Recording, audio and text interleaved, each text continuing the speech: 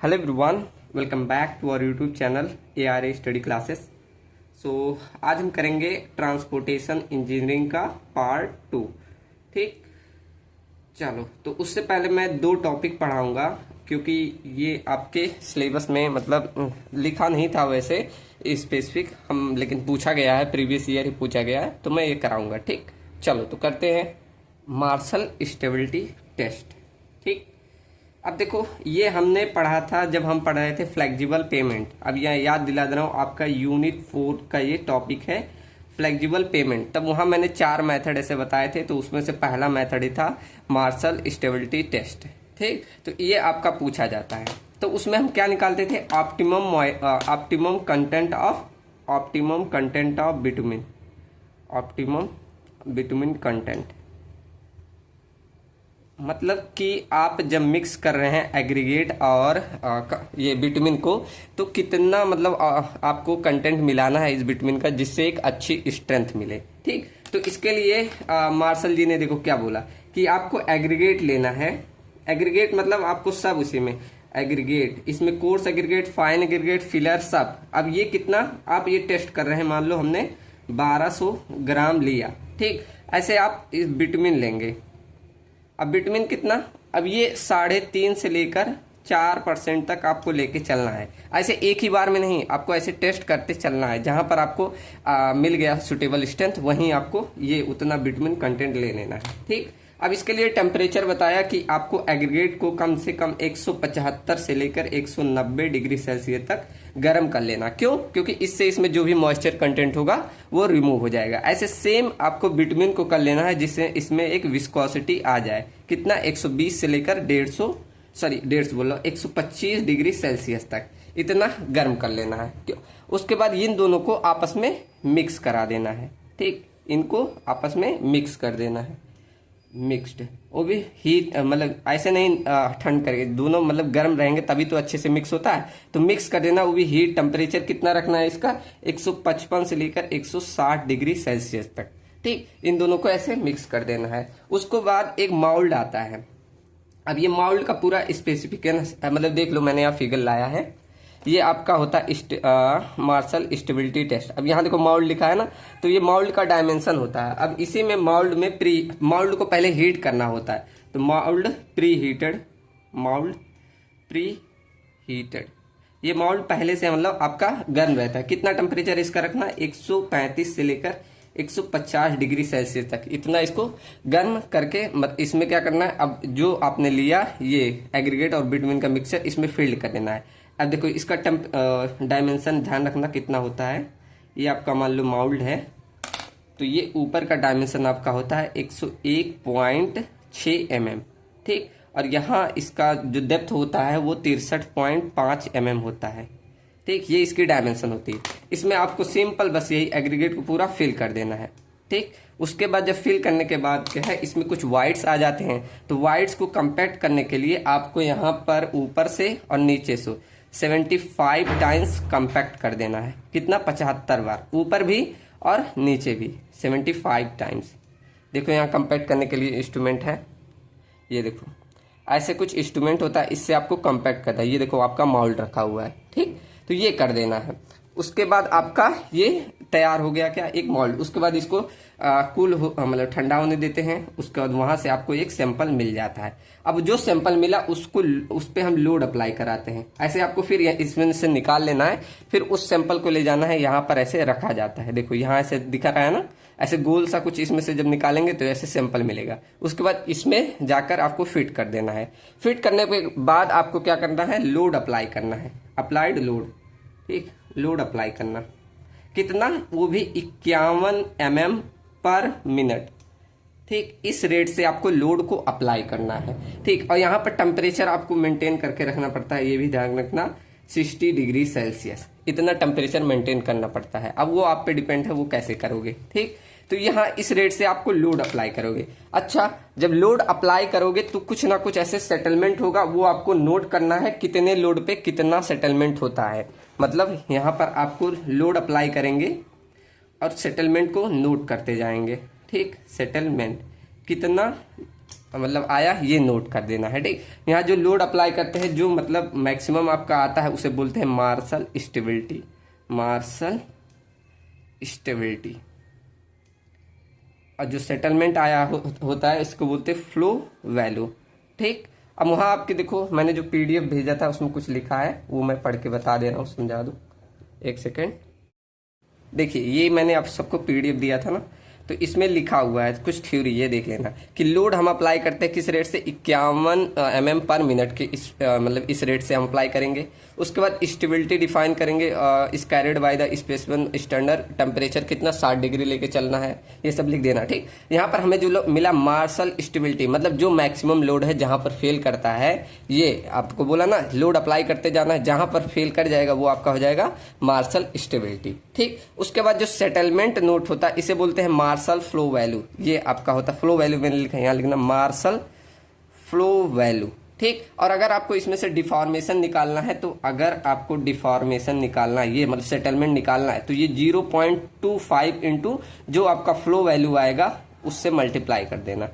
ठीक, मतलब यहाँ देखो लिखा है डिफॉर्मेशन, अगर आपको जो मार्शल, मतलब एग्जांपल में यहाँ बता दूं, जैसे आपको मिल गया फ्लो वैल्यू, आपको डायल गेज में मिला मान लो 8, तो वहाँ आपको क्या करना है, अगर आपको डिफॉर्मेशन चाहिए, मतलब कितना डिफॉर्मेशन हुआ, तो इसमें क्या करोगे 8 इंटू 0.25 करोगे, तब वो आ जाए, कितना आएगा 25 चौका 2, मतलब यहाँ पर दो जो भी यूनिट है mm, मान लो 2 mm का डिफॉर्मेशन हुआ। ठीक, ये मतलब इतने टर्म में ऐसे डिफाइन की जाती है, कितना 0.25 mm, इसका लीस्ट काउंट होता है। जैसे आप लोग सर्वे में पढ़े होंगे लीस्ट काउंट, तो इसका लीस्ट काउंट आपका डायल गेज में इतना होता है। ठीक, अब इन सबको करने के बाद आप पूरे टर्म को रिप्रेजेंट करते हैं एक फेज डायग्राम में, और सबका कैलकुलेशन करना पड़ता है।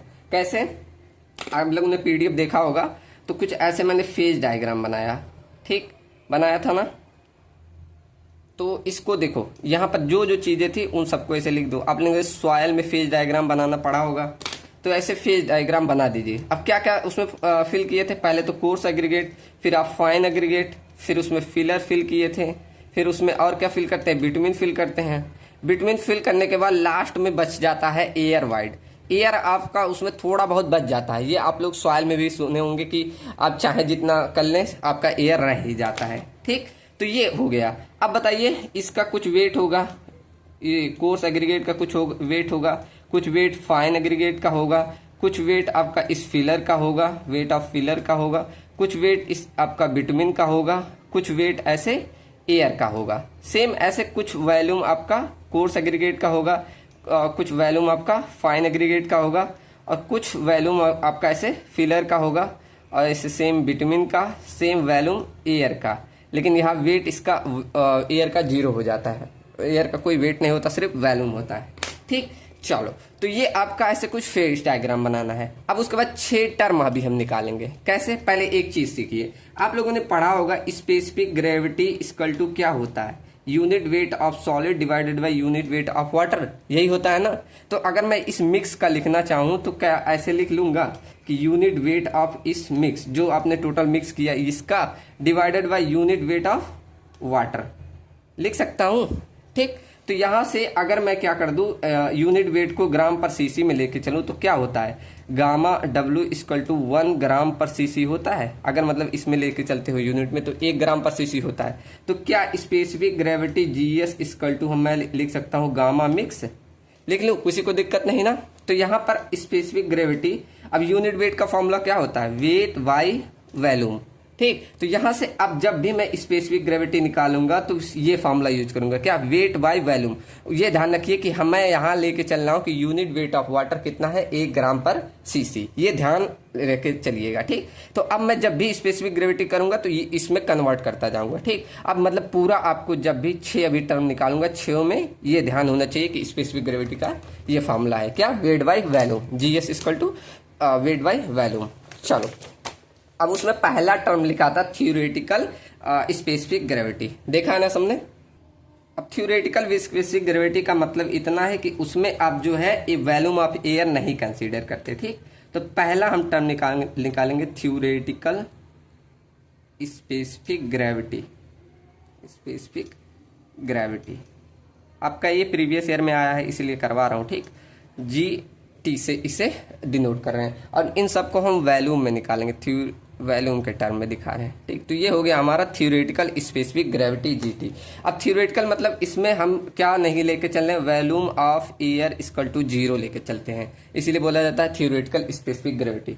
अब कैसे निकालोगे, तो यहाँ पर हमें पता है, अभी हमने प्रूव किया कि specific gravity GT equal to weight by volume. ठीक, तो यहाँ टोटल का निकाल रहे हैं, तो total weight upon total volume लिख दो। ठीक, तो टोटल वेट और डिवाइडेड बाई, यहाँ देख लो जो टोटल वैल्यूम है यहाँ पर किस किस चीज का, सिर्फ volume of coarse aggregate plus volume of fine aggregate plus volume of filler plus volume of bitumen, ये इतने चीज है। इसमें हम एयर को 0 लेके चल रहे हैं, इसलिए इसको बोला जा रहा है थ्योरेटिकल स्पेसिफिक ग्रेविटी। अब इसे और किसी रूप में कन्वर्ट कर सकते हैं, कैसे, हमें पता है कि स्पेसिफिक, अगर मैं इस मतलब एक चीज का निकालूं स्पेसिफिक ग्रेविटी, अगर मैं कोर्स का पूछूं, मतलब कोर्स एग्रीगेट का, तो क्या ऐसे लिखेंगे आप, तो यहाँ बोलूं मैं specific gravity of coarse aggregate, तो क्या लिखोगे, wait of coarse aggregate divided by volume of coarse aggregate, यही लिखोगे ना। अभी फॉर्मूला प्रूफ क्या है, तो मैं सिर्फ इसका निकालूं तो क्या इसको ऐसे लिख सकता हूं, volume of coarse aggregate equal to, इसको इधर भेज दो, इसको इधर, तो ये हो जाएगा wait of coarse aggregate divided by specific gravity of coarse aggregate. ठीक, तो कुछ इस टर्म में हम लिख सकते हैं कि नहीं। ठीक, तो ऐसे सबको हम लिख सकते हैं, इसको भी, इसको भी, इसको भी, तो ये फॉर्मूला कुछ ऐसे हो जाएगा, total weight divided by weight of coarse aggregate divided by specific gravity of coarse aggregate, या एस जी लिखो, specific gravity of coarse aggregate. Same ऐसे weight of fine aggregate divided by specific gravity of fine aggregate, plus ऐसे सबका लिख दो, weight of filler divided by specific gravity of filler, plus में इसका लिख दो, weight of bitumen divided by specific gravity of bitumen. ठीक, तो इस टर्म में हम थ्योरेटिकल स्पेसिफिक ग्रेविटी को लिख सकते हैं। ठीक, अभी ये सब काम आएगा, अभी जब मैं एक न्यूमेरिकल कराऊंगा सेम ऐसे आया है एक इस पे। ठीक, सेकंड निकालते हैं मास स्पेसिफिक ग्रेविटी, मास स्पेसिफिक ग्रेविटी। अब इसमें सिंपल बस यही वैल्यूम ऑफ एयर को कंसीडर कर लेते हैं, मास स्पेसिफिक ग्रेविटी, जिसे GM से डिनोट कर देते हैं, और ये सब वैल्यूम के टर्म में हम दिखाएंगे। ठीक, तो अब फॉर्मूला मालूम है आपको, स्पेसिफिक ग्रेविटी, बस यहाँ GT के जगह पे GM कर दो, और total weight divided by total volume. ठीक, अब यहाँ क्या करना है आपको, टोटल वैल्यूम में सब चीजें ले लेनी है, जैसे volume of air plus volume of fine aggregate plus volume of coarse aggregate, यहाँ मतलब कुछ नहीं छोड़ना, volume of filler plus volume of bitumen. अब इसको भी ऐसे कन्वर्ट करके लिख सकते हो। ठीक, चलो मैं ऐसे डायरेक्ट लिख दूँ कि mass specific gravity equal to total weight divided by, अब यही चीज ऐसे एयर के लिए भी हो जाएगी कि वेट तो इसका होता नहीं, तो इसके लिए मत लिखो। ठीक, ऐसे ही सेम रहने दीजिए। तो ये आपका क्या हो गया, मास स्पेसिफिक ग्रेविटी। ठीक, एक रिलेशन ऐसे लिखा होगा कि यहाँ पर जो थ्योरेटिकल स्पेसिफिक ग्रेविटी है ये ज्यादा होता है compare to mass specific gravity के। ये कैसा होता है, जब देखो इसका डिनोमिनेटर में एक वैल्यू कम है, तो मतलब ये जब डिवाइड होगा तो ये ज्यादा वैल्यू आएगी, लेकिन इसमें में एयर ऐड हो गया डिनोमिनेटर में, तो और बड़ी वैल्यू नीचे आएगी, जब डिवाइड होगा तो ये वैल्यू कम आएगी। तो इस रिलेशन से ये लिखा है कि आपका थ्योरेटिकल स्पेसिफिक ग्रेविटी है वो ज्यादा होता है compare to mass specific gravity के। ठीक, चलो, तो यहाँ पर हमने सेकेंड टर्म सीख लिया कि मास स्पेसिफिक ग्रेविटी कैसे निकालेंगे। अब सी टर्म होता है परसेंटेज एयर वाइड्स। ठीक, परसेंटेज एयर वाइड। ठीक, अब ये भी हम किसके टर्म में, इन टर्म ऑफ वैल्यूम में सीखेंगे, इन टर्म ऑफ वैल्यूम। ठीक, बस ऐसे तो हमने पढ़ा है कि मतलब percentage air void of volume का फॉर्मूला पढ़ा होगा आपने, volume of air equal to percentage volume of air equal to total जो आपका वैल्यूम होता है एयर का divided by total volume into 100। ऐसे कुछ पढ़ा होगा, सवाल में भी ये पढ़ा होगा कि percentage air void equal to total volume of air divided by total volume into 100। ठीक, इसे हम सेकेंड टर्म ऐसे भी लिख सकते हैं, ऐसे कि अगर आपको इसमें क्या कर देना है, जो आपका टोटल थ्योरेटिकल आया उसमें से ये मास वाले को घटा दो, डिवाइडेड कर दो, मास स्पेसिफिक ग्रेविटी इंटू 100 से कर दोगे, तो ये भी दिखाता है परसेंटेज एयर वाइड्स। ठीक, ये आप अगर रखोगे इन सबको ना काटोगे फिर यही वैल्यू आ जाएगी। ठीक, तो आप दोनों ध्यान रखना। तो यहाँ थर्ड टर्म ने सीखा कि परसेंटेज एयर वाइड कैसे निकालेंगे। अब चौथा टर्म आता है परसेंटेज ऑफ बिटवीन, कितना परसेंटेज ऑफ बिटवीन है, परसेंटेज ऑफ बिटवीन।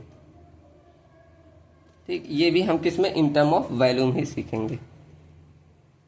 सबको मतलब वॉल्यूम के टर्म ही निकालने हैं।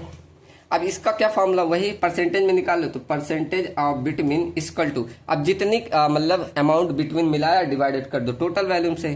तो मतलब यहाँ पर जितना आपने क्या, आप देखो दो चीजें मिलाते हो ऐसे, आपने क्या इसमें एग्रीगेट मिलाया और इसमें जो वाइड्स थे उसमें आपने क्या बिटवीन को फिल किया। तो यही कितना बिटवीन फिल किया वाइड्स में, तो ऐसे लिख दो volume of between, volume of between filled in wides, कितना आपने वाइड में फिल किया डिवाइड कर दो टोटल जो आपका वॉल्यूम है, टोटल वॉल्यूम ऑफ मिक्स। ठीक, तो ये आपका निकल जाता है क्या, परसेंटेज बिटवीन का, परसेंटेज ऑफ बिटवीन। ठीक, इसे चाहो तो आप कैलकुलेट भी कर सकते हो, जैसे कहने का मतलब मेरा है, ऐसे और टर्म में चेंज कर सकते हो। हमने पढ़ा है कि स्पेसिफिक ग्रेविटी ऑफ बिटवीन अगर मुझे निकालना हो तो क्या होगा, weight of bitumen divided by volume of bitumen. तो इसको इधर चेंज करोगे तो ये हो जाएगा volume of bitumen divided by weight by G B, ऐसे लिख सकते हैं ना। तो इसको क्या लिख दिया, ऐसे परसेंटेज को डैश से ऐसे दिखाओ, तो इक्वल टू, इसको किस टर्म में हमने लिख दिया, इसमें वॉल्यूम ऑफ बिटवीन को लिख दिया wait of bitumen divided by specific gravity of between. ठीक, अब डिवाइड कर दो ऐसे, वेट के टर्म पर तो को कैसे लिख सकते हैं, वेट टोटल वेट को total weight divided by total specific gravity. Total क्या होता है, हमारा मास वाला होता है ना टोटल, उसमें सब चीजें ली जाती है। तो इसको ऐसे WT डिवाइडेड बाय GM लिख सकते हो। ठीक, इसे सॉल्व करोगे तो यहाँ WB डिवाइडेड बाय WT हो जाएगा, ये वाला ऊपर जाएगा into GM divided by G into B, मतलब ये बिटवीन का और ये मास का और ये टोटल, ठीक, इंटू 100।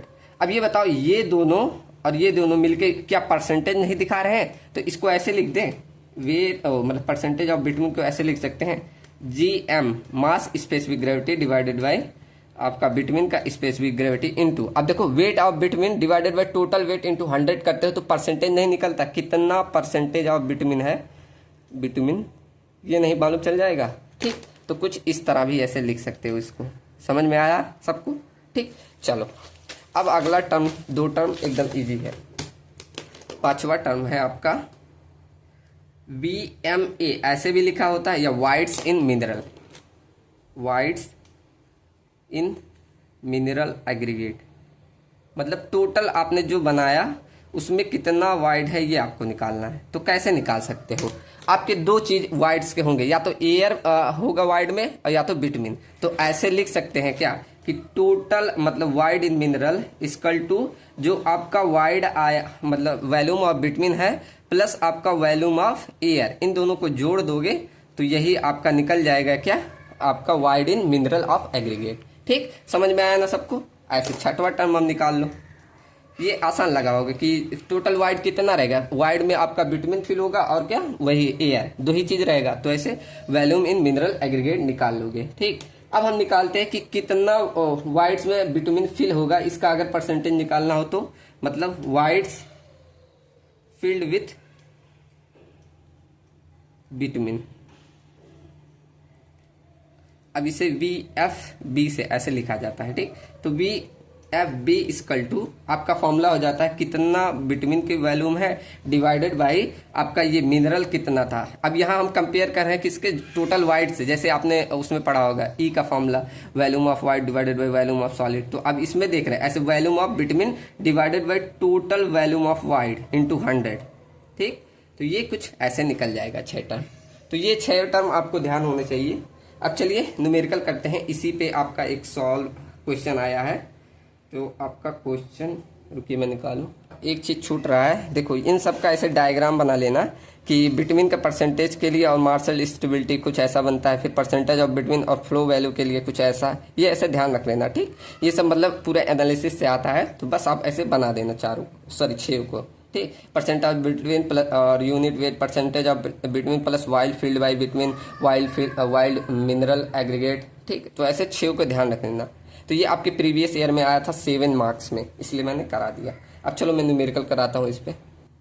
चलो देखो पहला ही क्वेश्चन है, क्या कह रहा है, determine the unit weight of bitumen. अब यहाँ हमें यूनिट वेट निकालना है, टेंशन मत लीजिए निकल जाएगा। अब देखो क्या क्या डाटा दिया है, mix containing 70% of coarse aggregate. अब जो जो चीज दी है वो लिखते जाओ। यहाँ पर हमें क्वेश्चन नंबर फर्स्ट है, क्या दिया है, 70% ऑफ कोर्स एग्रीगेट, मतलब कोर्स एग्रीगेट कितना वैल्यूम दिया है, 70% ऑफ टोटल वेट का। ठीक, ऐसे ये कोर्स एग्रीगेट, और फाइन एग्रीगेट का दिया है 20, चलो ये लाइट बंद करो, अब दिख रहा होगा, 24% ऑफ फाइन एग्रीगेट, मतलब फाइन एग्रीगेट की वैल्यू कितनी दी है, 24%, ये टोटल वेट का है। ठीक, और उसके बाद and 6% of between by weight of the mixture, मतलब यहाँ पर बिटवीन का वेट कितना दिया है, 6%, और मतलब weight by weight of the mixture, total मतलब जितना मिक्सचर का वेट है उसका 6%। ऐसे फाइन एग्रीगेट का मतलब टोटल मिक्सचर का 24%, ऐसे कोर्स एग्रीगेट का टोटल मिक्सचर जो है उसका 70%। ठीक, और उसके बाद बोला है the air voids after compaction 8%, मतलब जो एयर वाइट्स का वैल्यूम बच जा रहा है वो 8% है। तो ऐसे लिख सकते हो volume of air equal to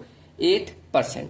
ठीक, परसेंटेज के टर्म है, इसे डैश से इसे दिखा दो। ठीक, चलो उसके बाद क्या लिखा है, द स्पेसिफिक ग्रेविटी, जो सबकी स्पेसिफिक ग्रेविटी है देखो दिया है, specific gravity of coarse aggregate कितना दिया है, 2.80। ऐसे फाइन एग्रीगेट का कितना दिया है, आपका दिया है 2.66।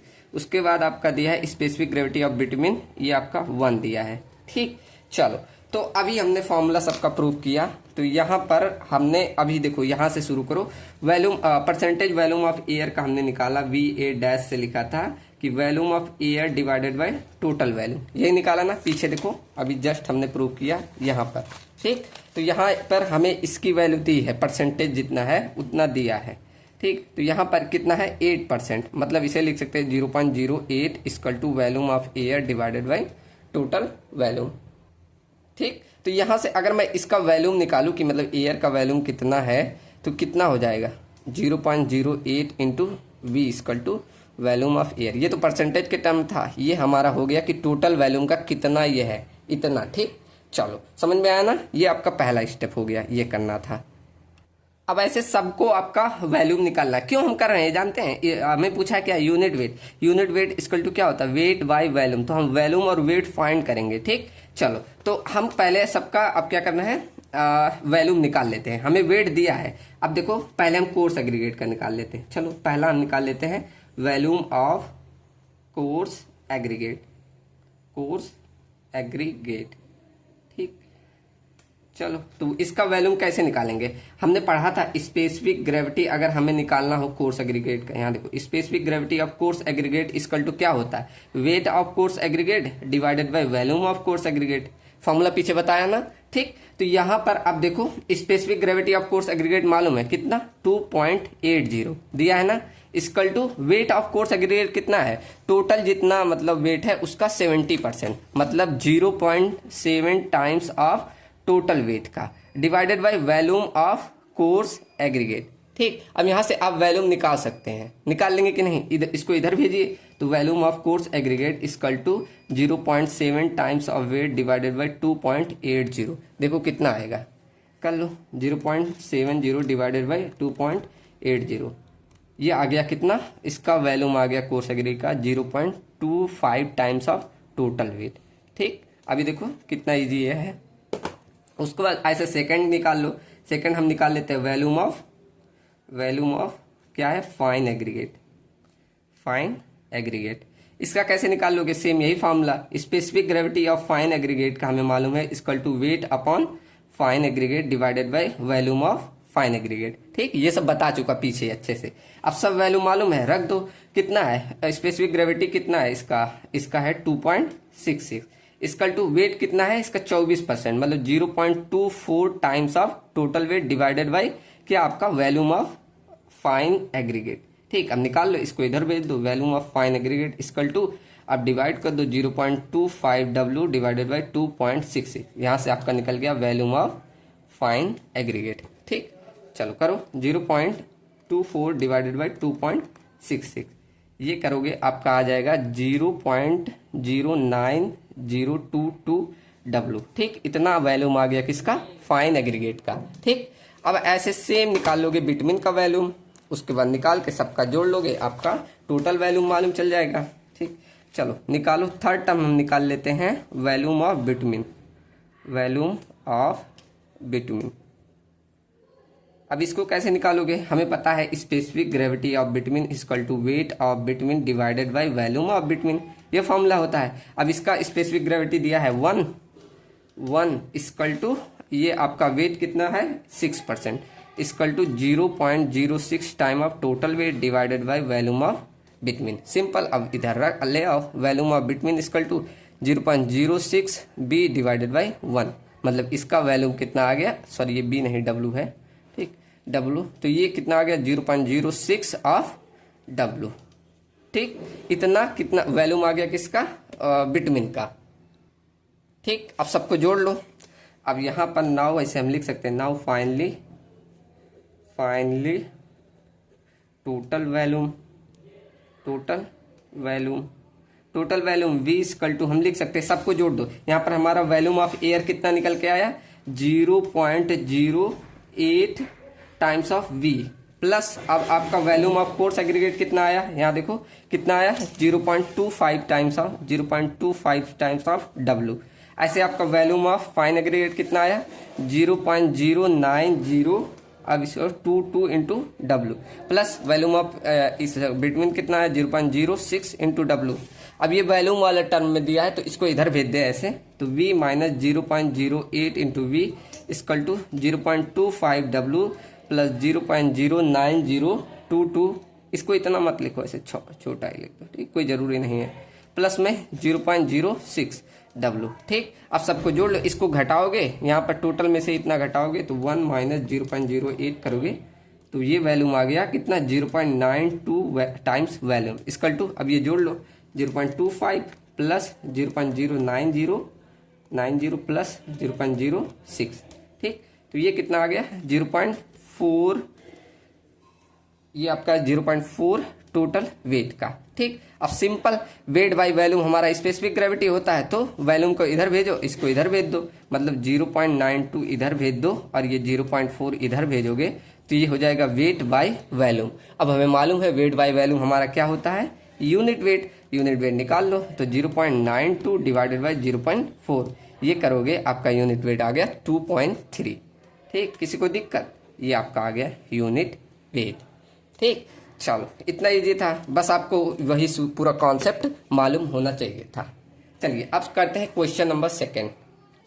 और आपके क्वेश्चन उन सबसे भी आए हैं जैसे टेस्ट वाले जैसे aggregate abrasion value, impact value, तो वो सिंपल W, जैसे AIV का फॉर्मूला आ जाए तो क्या W2 बाई W1 इंटू 100%, वो बहुत ईजी था तो मैंने वो सब नहीं उठाया। ठीक, क्वेश्चन अब क्वेश्चन नंबर 2 करते हैं। यहाँ पर ये क्वेश्चन मैं पहले भी करा चुका हूँ लेकिन इसमें थोड़ा सा अंतर है। यहाँ पर देखो वही हमारा ग्रीनफील्ड मॉडल का इक्वेशन से करना है हमें। U इक्वल टू हमें क्या दिया है इतनी वैल्यू, तो कह रहा है टाइम हेडवे बताओ करस्पॉन्डिंग टू मैक्सिमम फ्लो। अब यहाँ आपको एक फॉर्मूला याद होना चाहिए, मैंने लिखवाया था time headway HT equal to 3600 divide नहीं ऐसे नहीं, Q इक्वल टू लिखवाया था 3600 डिवाइड बाई HT। ठीक, तो यहाँ बोला है क्यू मैक्स के, मतलब HT आपको ज्ञात करना है divided by 3600 into Q max, आपको यही HT पूछ रहा है। ठीक, तो कैसे करोगे, तो उससे पहले आपको क्यू मैक्स ज्ञात करना होगा। वो कैसे ज्ञात करोगे, आप वो इस इक्वेशन से निकाल लोगे। अब ये इक्वेशन से निकालना मैं अच्छे से बताया हूँ प्रीवियस क्वेश्चन में, कैसे कॉमन लेके 17.46 माइनस 0.56 इंटू के। कैसे करना है आपको, पहले इसको ग्रीनफील्ड इक्वेशन याद है किसी को, V इक्वल टू वी या ब्रैकेट में 1 माइनस के अपॉन के जे, ये आपका ग्रीनफील्ड मॉडल का इक्वेशन था, तो इसमें कन्वर्ट करना है। इसके लिए क्या करना है आपको, ये पहली वाली वैल्यू कॉमन ले लो, तो यहाँ U इक्वल टू कॉमन लोगे इसको 79.46 और ये 1 हो जाएगा 0.56 के अपॉन कितना हो जाएगा 79.46। ठीक, अब बस कंपेयर कर लेते हैं। अब बाय कंपेयरिंग इसे इक्वेशन फर्स्ट मान लो, इक्वेशन सेकंड मान लो, दोनों को जब कंपेयर करोगे बाय कंपेयर तो यहाँ हमें VF मिल जाएगा, मतलब फ्लो वेलोसिटी। ठीक, तो ये कितना हो जाएगा, ये वाली वैल्यू ये वाली वैल्यू, तो ये यहाँ से यही हो जाता है 17.46, ये यहाँ से आ जाएगा क्या VF की वैल्यू। उसके बाद सेकेंड टर्म हमें निकालना होता है KJ कैसे निकल जाएगा, ये वाला टर्म और ये वाला टर्म, मतलब K अपॉन यहाँ पर सेकंड हम निकाल रहे हैं, के अपॉन के जे को हम इक्वल टू कर दें 0.56 बाई के अपॉन 79.46। ठीक, इससे कंपेयर कर लोगे ये। ठीक, उसके बाद ये यहाँ से के कट जाएगा। अब मुझे चाहिए के जे की वैल्यू, इसको इधर भेज दो तो यहाँ 79.46 डिवाइडेड बाई 0.56 हो जाएगा और यहाँ से ये के जे आ जाएगा। ठीक, तो के जे निकाल लो कितना आएगा, मतलब जैम डेंसिटी 79.46 डिवाइडेड बाई 0.56 करोगे, ये आपका आ गया 141.89 इक्वल टू जैम डेंसिटी, इतना आ गया।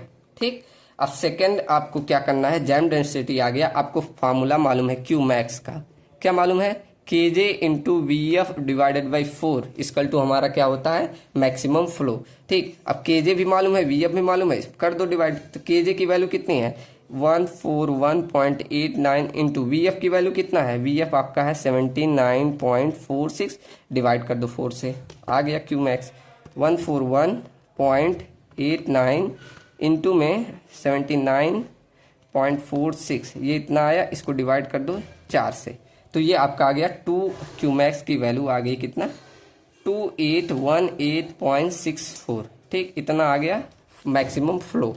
ठीक, अब यहाँ से निकाल लोगे, अब एच टी की वैल्यू रख दो, एच टी बराबर क्या 3600 डिवाइडेड बाई क्यू मैक्स। अब क्यू मैक्स की वैल्यू कितना है 2818.64 कर दो, तो ये आ जाएगा 3600 डिवाइडेड बाई 2818.64, तो ये करोगे आ गया 1.2 सेकंड, इतना टाइम है हेडवे। ठीक, कोई टफ था नहीं, बस इस इक्वेशन से और क्या पूछा है वो आपको कन्वर्ट करने आना चाहिए था। ठीक, तो क्वेश्चन नंबर सेकंड समझ में आया। चलो अब थर्ड करते हैं, मैंने टोटल 4 ही क्वेश्चन उठाए हैं। ठीक, अब थर्ड क्वेश्चन आपका है इस पे, ये आपका इक्वेशन आपको याद होना चाहिए, इसके लिए सिंगल लेयर इलास्टिक थ्योरी। देखो यहाँ लिखा हुआ है, यहाँ हिंट दिया है कि हमें टोटल थिकनेस फ्लेक्सिबल पेमेंट का निकालना सिंगल लेयर इलास्टिक थ्योरी का। मैंने सिर्फ पढ़ाया था कैलिफोर्निया सीबीआर द्वारा, लेकिन यहाँ पर पूछा गया सिंगल लेयर इलास्टिक थ्योरी द्वारा। तो इसका फॉर्मूला होता है, बस इतना लिख लो, आपका क्वेश्चन नंबर डाल दो, क्वेश्चन नंबर आपका थर्ड है, और इसमें आपको ध्यान रखना है बस, जैसे हमने उसमें पढ़ा था ना डिजाइनिंग के लिए फॉर्मूला होता है, पहला मैंने पढ़ाया था उस ग्रुप इंडेक्स मेथड, फिर आपका सीबीआर रेशियो से तो बताया था, फिर ये थर्ड आता है एक, इस पे पूछ लिया है कि सिंगल लेयर इलास्टिक थ्योरी से, सिंगल लेयर इलास्टिक थ्योरी से। ठीक, पूछा जाता है मैंने सीबीआर रेशियो वाला, ये बस न्यूमेरिकल आया है तो करवा दे रहा हूँ। ठीक, तो सिंगल लेयर इलास्टिक थ्योरी का फॉर्मूला होता है, जब आपको थिकनेस टी निकालना हो तो अंडर रूट में 1.5 पी अपॉन में पाई क्यू ब्रैकेट में ए स्क्वायर। ठीक, अब यहाँ Q बराबर आप ऐसे भी लिखा होता है T equal to under root और इसको 1.5 P अपॉन में, अब इस Q को लिख सकते हो डेल्टा इंटू ई एस। ठीक, और माइनस का ए स्क्वायर। ठीक, तो ये आपका फॉर्मूला यूज करोगे आपका आ जाएगा। ठीक, चलो सोल्यूशन करते हैं। अब यहाँ जो जो डाटा दिया है पहले लिख लो। क्वेश्चन नंबर थर्ड में गिवन क्या क्या है, गिवन है आपका पहला डिजाइन व्हील लोड, मतलब पी की वैल्यू आपको दी है 4200 किलोग्राम।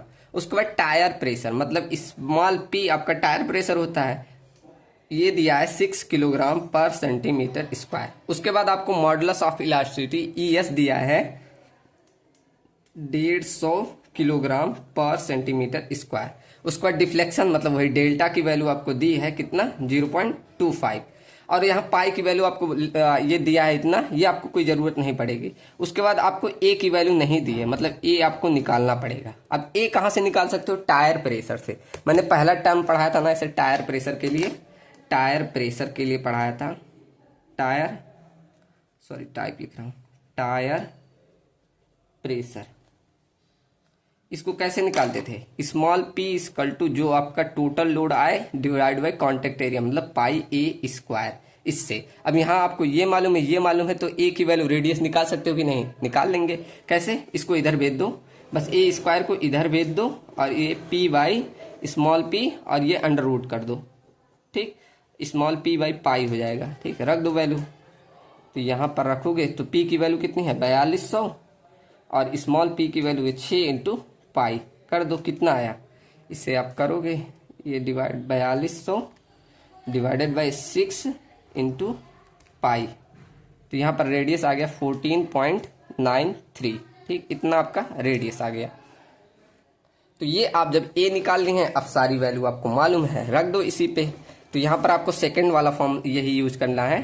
ठीक, तो यहाँ पर आप टी बराबर लिख सकते हैं अंडर रूट जो आपका है 1.5 P divided by pi delta E S minus का ए स्क्वायर, यही था ना। अब रख दो, यहाँ पर रखोगे तो टी बराबर अंडर रूट में 1.5, अब पी की वैल्यू कितनी है 4200 divided by pi into delta की वैल्यू कितनी थी, डेल्टा आपको दिया है 0.25 इंटू ई एस की वैल्यू आपको दी है 150, माइनस कर लो, ए का आपका मिल गया 14.93, इसका स्क्वायर। ठीक, और ये ध्यान रखिए यहाँ ये छूट गया, ये इसका स्क्वायर होता है। ठीक, ये स्क्वायर होता है, तो यहाँ इसका भी स्क्वायर करना है। ठीक ठीक, इसका स्क्वायर कर लीजिएगा। चलो, तो ये आप सॉल्व कर लीजिएगा, जितना थिकनेस आएगा वो आपका थिकनेस पूछ लिया। यहाँ देखो कौन सा टर्म क्या है वो लिख दूं क्या, P इक्वल टू आपका है टायर, जितना आपका टोटल टायर प्रेशर होता है, या सॉरी व्हील लोड। और यहाँ जो Q मैंने लिखा इसे बोला जाता है अलाउबल सबग्रेड प्रेशर। ठीक, जिसे Q इक्वल टू आप निकाल सकते हैं ई एस इंटू डेल्टा करके। और आपकी ये तो मालूम है ए आपका रेडियस होता है। ठीक, रेडियस होता है, डेल्टा आपका जो डिफ्लेक्शन आता है वो होता है, ई एस तो मालूम है मॉडुलस ऑफ इलास्टिसिटी। ठीक, तो क्वेश्चन नंबर 3 आपका इजी था।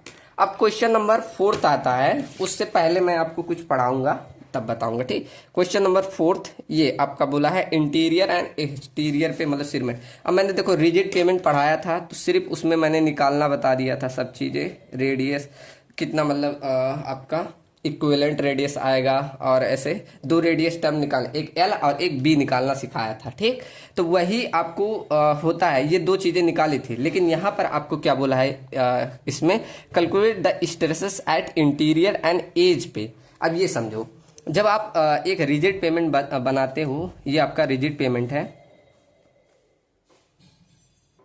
और इस पे जब आप लोड लगाते हो ना, तो इस पे 3 प्रकार से क्रिटिकल सेक्शन बनते हैं। क्रिटिकल मतलब आपने उसमें पढ़ा होगा डिजाइन ऑफ कंक्रीट स्ट्रक्चर में, जो जहां पर फेल होने की संभावना होती है। कहाँ, एक तो आपका एजेस पे, यहाँ ऐसे एज पे, ठीक, ये ऐसे एजेस पे होते हैं, मतलब यहाँ पर ऐसे संभावना होती है कि यहाँ से फेल करे।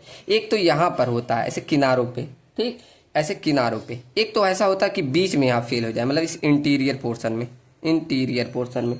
तो यहाँ पर कौन कौन सा क्रिटिकल सेक्शन बना, मतलब क्रिटिकल पॉइंट कहाँ कहाँ पर बना, क्रिटिकल सेक्शन बोल दो, कहाँ कहाँ पर बना। एक तो आपका यहाँ पर एकदम कॉर्नर पे बना, इसे बोलते हैं कॉर्नर। तो यहाँ पर कहाँ पर, कॉर्नर पे बना। और एक आपका यहाँ एजेस पे बना, सेकेंड एजेस पे बना। और उसके बाद थर्ड यहाँ बीच पे बनता है, यहाँ पर फेल होगा इंटीरियर पोर्शन पे। ठीक, तो ये तीनों पे स्ट्रेसेस हमें निकालना होता है। जैसे आप जब इस पे लोड अप्लाई करोगे, मतलब यहाँ पर आपने लोड अप्लाई किया, तो कहाँ कहाँ पर स्ट्रेसेस आएगा। एक आपका आता है stresses due to load apply के कारण, लोड के कारण जो स्ट्रेसेस आएगा। एक आपका स्ट्रेस आता है ड्यू टू टेम्परेचर चेंज की वजह से, ठीक, जिसे बोल देंगे टेम्परेचर स्ट्रेसेस। ठीक, तो इसकी वजह से 3 जगह पे यही स्ट्रेसेस आएगा। कहाँ कहाँ पर, एक आपका इंटीरियर पे आएगा, जब आप लोड लगा रहे हो तो कहाँ कहाँ पर बन रहा है, एक आपका कॉर्नर पे बन रहा है, कॉर्नर एज पे बन रहा है, सॉरी कॉर्नर पे, एक एज पे, एक इंटीरियर पोर्शन पे। ये 3 जगह लोड के कारण स्ट्रेसेस आते हैं। और जब टेम्परेचर चेंज होता है तो 2 प्रकार के स्ट्रेसेस आते हैं। एक को बोला जाता है रैपिंग स्ट्रेसेस, एक को बोला जाता है फ्रिक्शनल स्ट्रेसेस। क्या आपको, रैपिंग स्ट्रेसेस, और एक को बोला जाता है फ्रिक्शनल स्ट्रेसेस। ठीक, तो ये 2 प्रकार के स्ट्रेसेस आते हैं। अब यहाँ जो क्वेश्चन में बोला है कॉर्नर एज, और कहाँ पर देखो बोला है calculate the stresses at interior पे एंड एज पे ऑफ द सीमेंट, मतलब 2 ही चीज पे, एज पे बोला है और कहाँ पर कॉर्नर पे बोला है, नहीं इंटीरियर पे बोला है, ये 2 चीजें बोला है। तो मैं तीनों का फॉर्मूला लिखा दे रहा हूँ। फर्स्ट, अगर आपको पूछ ले क्रिटिकल स्ट्रेसेस, यहाँ आप लोड वाला देख रहे हैं, ठीक, हैशटैग लोड का, तो क्रिटिकल स्ट्रेसेस एट इंटीरियर तो इसको बोल दोगे sigma i equal to 0.316 p divided by h square bracket में 4 log 10 अपॉन में l by b into l by b plus में 1.069। ये आपका फॉर्मूला हो जाता है किसका, इंटीरियर सेक्शन का। ऐसे अगर आपका पूछ ले 20 second critical stresses at edge, अब यहां हम सेकंड एज पे देख रहे हैं तो इसको सिग्मा ई से दिखा दो। इसका क्या फॉर्मूला होता है 0.572 P divided by h square bracket में 4 log 10, अब यही एल बाई बी प्लस में, अब ये वाला चेंज हो जाता है क्या 0.359। अगर थोड़ा सा ध्यान होगा, बस थोड़ा थोड़ा अंतर है, ठीक, ये वाली वैल्यू अंतर हो जाती है, ये और ये देखो सेम ही है, ठीक। ऐसे आप थर्ड सी निकाल लोगे आपका at critical section critical stresses at corner, ठीक। तो ये करोगे सिग्मा सी बराबर, आपको क्या करना है इसमें बस 3p बाई एच स्क्वायर कर देना है ब्रेकेट में 1 माइनस 9 अंडर रूट 9 नहीं, ये ए है, A under root 2 divided by आपका एल, फिर यहाँ पर पावर में 0.6। तो ये 3 फॉर्मूले आपको ध्यान रखना है। ऐसे रैपिंग का भी होता है, लेकिन ये मत ध्यान रखिए आप, अभी ज़्यादा, अब आपका कल ही एग्जाम है, अब इतना सारा आप ध्यान रखेंगे तो वो भूल जाएंगे। तो ये वाला आप बस ध्यान रखिए, ठीक, कि आपका लोड की वजह से ये 3 प्रकार के स्ट्रेसेस आते हैं, तो उसी पे बेस्ड ये वाला आपका क्वेश्चन है, ठीक। चलो तो करते हैं। अब क्या बोला है, क्वेश्चन नंबर कौन सा है आपका, 4, क्वेश्चन नंबर 4। अब क्या क्या कैलकुलेट करना है, स्ट्रेसेस एट इंटीरियर मतलब सिग्मा आई की वैल्यू निकालना है, उसके बाद सेकंड हमें निकालना है एज पे सिग्मा ई की वैल्यू, ठीक। चलो उसके बाद क्या क्या डाटा दिया है, concrete payment by Westergaard equation you, अब यहाँ म्यू इक्वल टू दिया है, मतलब पॉइजन रेशियो म्यू की वैल्यू दे दी है 0.15, एच की वैल्यू दी है 18 सेंटीमीटर एंड के की वैल्यू आपको दी है 16 किलोग्राम पर सेंटीमीटर स्क्वायर क्यूब, ठीक, क्यूब दिया है। उसके बाद रेडियस ऑफ कॉन्टेक्ट एरिया आपको दिया है 15 सेंटीमीटर, मतलब आपको ए की वैल्यू आपको दी है 15 सेंटीमीटर और व्हील लोड पी की वैल्यू कितना दिया है 5500 किलोग्राम। उसके बाद मॉडुलस ऑफ इलास्टिसिटी दिया है आपको ई एस की value 3 into 10 to power 5 kilogram पर सेंटीमीटर स्क्वायर, इतना आपको मॉडुलस ऑफ इलास्टिसिटी दिया है। Where double bar are use, अब यहाँ मतलब ये अलग से थ्योरी वाला कि डबल बार कहाँ यूज किया जाता है, तो आपका जहाँ पर ये आपका ऐसे जॉइंट्स बनते हैं तो यहाँ पर ऐसे प्रोवाइड किया जाता है, थ्योरी का पोर्शन है। तो यहाँ से ये दिया, हमें ये दोनों स्ट्रेसेस निकालने हैं, ठीक। अब यहाँ पर क्या कि ये दोनों फॉर्मूले लिख लीजिए जिससे आपको आइडिया लग जाए क्या आपको पहले निकालना पड़ेगा। जैसे आप इसका फॉर्मूला होता है 0.316 p divided by h square bracket में 4 log 10 ब्रेकेट में एल बाई बी, ठीक, प्लस में 1.069, ये आपको होता है। मतलब यहाँ आपको एल निकालना पड़ेगा। अब एल कैसे निकालते हो, याद है आपको, रेडियस ऑफ बोलते हो, radius of relative stiffness, radius of relative stiffness, ये आपको निकालना पड़ेगा। तो इसका फॉर्मूला मैंने लिखवाया था, एल इक्वल टू क्या होता है, ऐसे ब्रेकेट में लिखवाया था ई एच का क्यूब डिवाइडेड बाई 12 के ब्रेकेट में 1 माइनस म्यू, ठीक, 1 माइनस म्यू स्क्वायर, फिर ये इसके पावर था 1/4, ठीक। ये आपका एल का फॉर्मूला था, उसमें लिखवाया था, ये आपको हमने लिखवाया था, ठीक। उसके बाद सेकेंड आपका बी था जिसे बोलते थे इक्विवेलेंट रेडियस, सेकेंड मैंने लिखवाया था इक्विवेलेंट रेडियस, ठीक, equivalent radius, equivalent radius of stiffness बोला जाएगा, रेडियस ऑफ स्टिफनेस। अब इसके 2 केसेस बनते थे क्या, कि अगर a बाई एच की वैल्यू आपकी greater than less than equal to हो, किसके, लेस देन हो 1.724 के, तब वहां b का फॉर्मूला क्या था, अंडर रूट में 1.6 ए स्क्वायर प्लस में एच स्क्वायर माइनस का 0.675 एच, ये अब ये ब्रैकेट में नहीं रहता, ये बाहर रहता है, ठीक, इतना। तो ये आपको यूज करना पड़ता है। लेकिन अगर ए एच की वैल्यू ज्यादा हो जाती है 1.724 से या बराबर हो जाती है तो वहां बी बराबर हम ए ले लेते हैं, ये मैंने लिखवाया था, ठीक। तो यहाँ एल और बी दोनों चाहिए।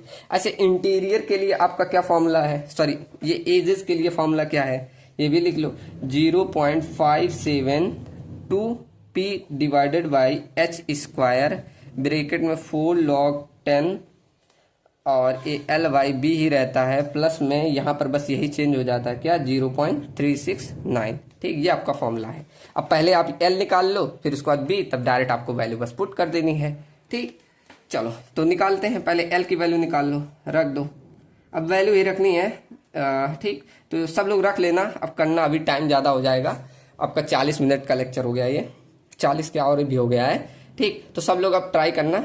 ये मतलब क्या ट्राई करना, बस वैल्यू ही रखना है। ठीक, इसमें रख देना, उसके बाद इसमें रख देना, सारी वैल्यूज आपको दी गई है। ठीक, चलो मिलते हैं अब आपके 7th सेमेस्टर में। और कैसी लगी लेक्चर बताइएगा जरूर। ठीक, चलो thank you so much and thanks for watching.